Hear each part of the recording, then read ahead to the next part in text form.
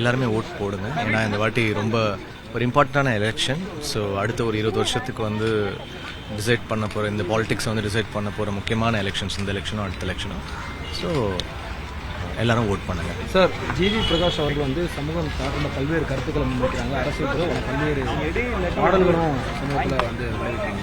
இந்த எலெக்ஷனில் வந்து யங்ஸ்டர்ஸ் அதிகமாக வாக்களிக்கின்றது வந்து நிறைய நீங்கள் என்ன சொல்ல விரும்புறீங்க? வாக்களிக்கலன்றீங்க? வாக்களிக்கணுங்கிறது நிறைய பேருடைய வாக்களிக்கணும்னு தான் நானும் ஆசைப்படுறேன். எல்லாருமே ஓட் பண்ணுங்க. It's very very important. ஏன்னா உங்க every vote is so important. கண்டிப்பாக ஓட் பண்ணுங்க.